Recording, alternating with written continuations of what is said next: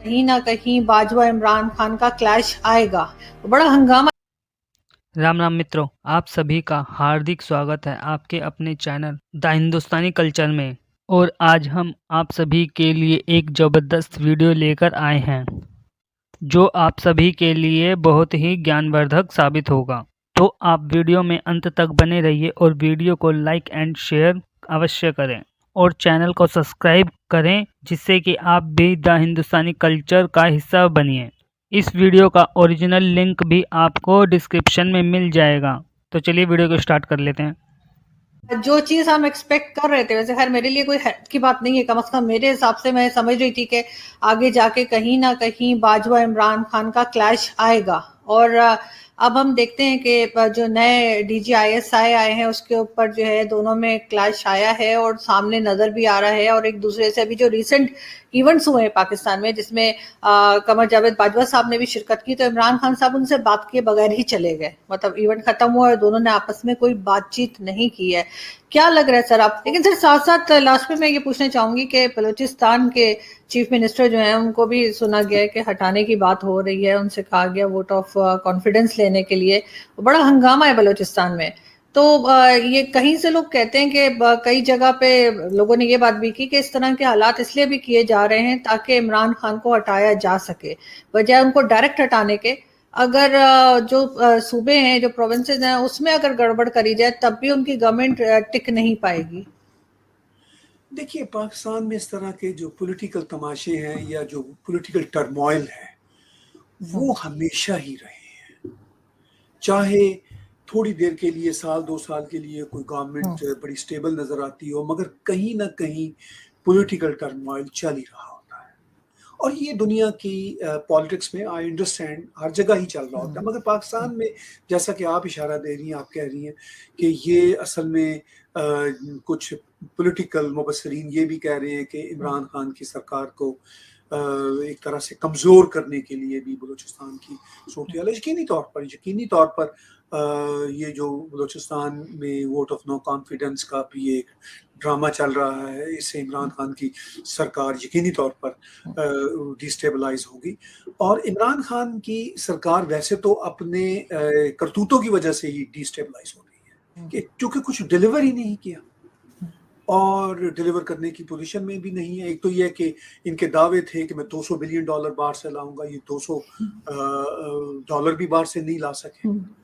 फिर इनके ये दावे थे जी कि मैं करप्शन का खात्मा कर दूंगा। खुद इनकी सरकार के लोगों के जो करप्शन के कच्चे छट्टे सामने आए हैं वो आपके और हमारे सामने हैं। अभी पिछले हफ्ते ही जो पेंडोरा बॉक्स, मैं कहूँगा पेंडोरा पेपर्स नहीं कहूँगा, जो पेंडोरा बॉक्स खोला है इनका, उससे भी पता चलता है कि इनके अपने अंदर करप्शन के जो है एलिमेंट्स वो पिछली सरकारों से भी कहीं 10 गुना आगे के हैं।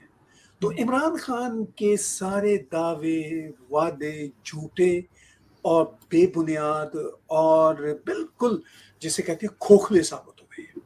तो ये सब कुछ खुद इमरान खान की सरकार को कमज़ोर करने के लिए काफ़ी है। लेकिन ऊपर से इनके जो बयानात हैं इंटरनेशनल एम्बैरसमेंट के, चाहे शाह महमूद कुरैशी हो, चाहे ये खुद हो, चाहे ये शेख रशीद हो, फवाद चौधरी हो, तो वो मतलब अब आप देखिए, मैं चलते चलते मुझे वो हंसी आती है। जब वो न्यूजीलैंड का दौरा क्रिकेट मंसूख हुआ था तो शेख रशीद का एक बयान था कि हमने इतनी सिक्योरिटी फराहम की हुई थी न्यूजीलैंड की टीम को कि इतनी सिक्योरिटी तो उनकी फौज की तादाद भी नहीं है।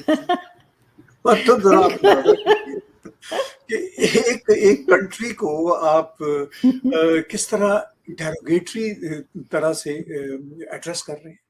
और वो कंट्री जो आपका दोस्त है। न्यूजीलैंड ने कभी भी पाकिस्तान के लिए बुरा नहीं चाहा, सिवाय ये कि क्रिकेट का वो जो सिवाय ये कि क्रिकेट का दौरा मंसूख किया।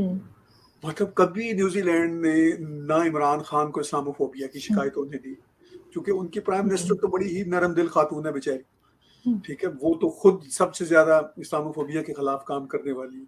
तो अगर इनके मिनिस्टर्स और इनके जो की पर्सन्स हैं इस गवर्नमेंट के इतने जाहिल हैं कि अपनी 2 हुकूमतों के खिलाफ भी इतनी ये डेरोगेटरी रिमार्क्स देते हो, तो उसके बाद जाहिर है पाकिस्तानी एस्टेब्लिशमेंट जो पाकिस्तान का करता धरता है, जो सारा कंट्रोल उसके पास, उनके लिए मुश्किलात पैदा होती। तो सर अभी जो रमीज राजा साहब ने नहीं कहा कि अगर माय मोदी गॉड, जी चाहें तो वो हमारी क्रिकेट बंद करा दें, मैंने कहा मोदी जी इतने खाली बैठे हुए हैं, उन्हें कोई हाँ, और काम नहीं। तो आप इससे अंदाजा कीजिए कि मेंटल बैंकरप्सी सिर्फ और सिर्फ ये इमरान खान की सरकार में नहीं है। एलीट जितनी है वहां की, जो जिसके पास इक़्तिदार है, वो 99% इसी तरह के वहां पर नमूने हैं। मैं तो जिसकी वजह से वो इतनी मुश्किलात पैदा हो रही हैं रियासत के लिए, और जिसका इम्पैक्ट पाकिस्तान की गरीब आवाम पर होता है। बिल्कुल, क्योंकि ये जो एलीट है ये तो फिर भी मजे लेते रहते हैं, इनके बाहर घर भी हैं, बच्चे भी बाहर हैं, पैसा भी बाहर है, तो इनको तो फर्क नहीं पड़ता। लेकिन अब ये फर्क पड़ रहा है कि पाकिस्तान की इस्टेब्लिशमेंट के लिए ये एक लम्हा फिक्रिया है कि इस तरह के इकोनॉमिक सर्कमस्टांसेस और इंटरनेशनल प्रेशर के साथ हम आगे कैसे बढ़ सकते हैं, जो बढ़ते नजर नहीं आते। तो इस सारी सूरत हाल में अब जाहिर है ये तो बात तय हो गई, और ये आगे मैं ये कहूँगा कि अब ये खेल शुरू हो चुका हुआ है।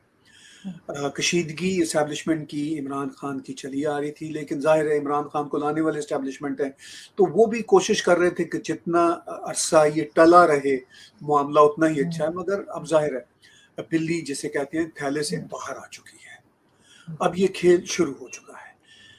तो अब ये कहा जाएगा, जैसे मैंने अभी पीछे कहा, ये एक इम्पॉर्टेंट सवाल है, वो ये कि अगर इमरान खान इनके साथ ऑन बोर्ड नहीं रहते तो कौन इस्टेब्लिशमेंट के इतना करीब इनकी मर्जी का बंदा होगा, और अगर ये रहते हैं ऑन बोर्ड तो कभी मतलब अब तक कुछ किया ही नहीं, तो आगे भी कुछ करने की इनसे कोई तवक्को नहीं है, कुछ डिलीवर नहीं कर सकेंगे इमरान खान।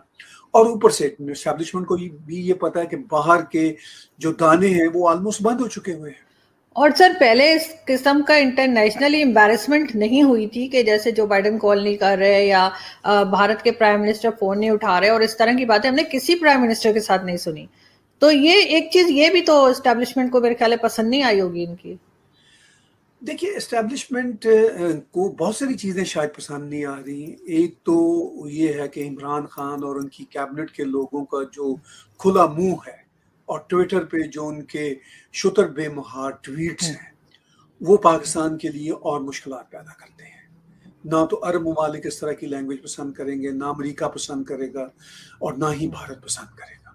भारत जवाब में इनको कहता तो कुछ नहीं है सरकारी सतह पे, भारत के मीडिया पे इनका जो बैंड बाजा बजता रहता है वो तो खैर अपनी जगह पे है, लेकिन भारत की सरकार तो इनको कुछ नहीं कहती। भारत की सरकार तो मुझे यूं लगता है कि जो इनके यानी पाकिस्तानी सरकार और भारत के बीच में जो गारंटर हैं, यानी अरब कंट्रीज और अमेरिका, उनको शायद कोई इशारा दे देती होगी कि भाई देखिए ये बात नहीं आते। तो पाकिस्तानी एस्टैब्लिशमेंट बिगाड़ना अफोर्ड नहीं करती, ना अरब कंट्रीज के साथ, ना अमेरिका के साथ, वेस्टर्न वर्ल्ड के साथ, और इवन भारत के साथ भी बिगाड़ना अफोर्ड नहीं करते। तो इमरान खान की तो आपको पता है आदत ही मुंह फट शख्स की है, कोई इसमें विजन तो है नहीं, कोई इसमें डेप्थ तो है नहीं, ना ही इसकी टीम में है। तो इस वजह से भी एस्टैब्लिशमेंट यकीनी तौर पर इनसे खुश नहीं होगी, क्योंकि पाकिस्तान पहले ही बहुत गंभीर मसाइल में इस वक्त उलझा हुआ है। मैं ये समझता हूँ कि इस वक्त पाकिस्तान जिन मसाइल का शिकार है, शायद इन मसाइल का पाकिस्तान कभी भी अपनी हिस्ट्री में शिकार नहीं था। ये पाकिस्तान सबसे जो जिसे कहते हैं नाजुक मोड़ है पाकिस्तान की एस्टैब्लिशमेंट के लिए। उसकी एक ही वजह है कि खर्चे बेतहाशा बढ़ गए हुए हैं फौज के। लेकिन सर अभी आपने देखा होगा ना, जो पेंडोरा पेपर्स निकले थे उसमें कितने हमारे फौजियों के नाम थे, उसमें भारत का तो कोई फौजी नहीं था। इनके तो बाहर यूके में और कहाँ कहाँ फ्लाइट्स निकल रहे थे, 27 करोड़ का एक का था, और वो कहते हैं हाँ जी मैंने लाहौर का प्लॉट बेचा था। मतलब कोई पूछने गछने वाला नहीं। तो जाहिर है ये खर्चे तो हैं इनके।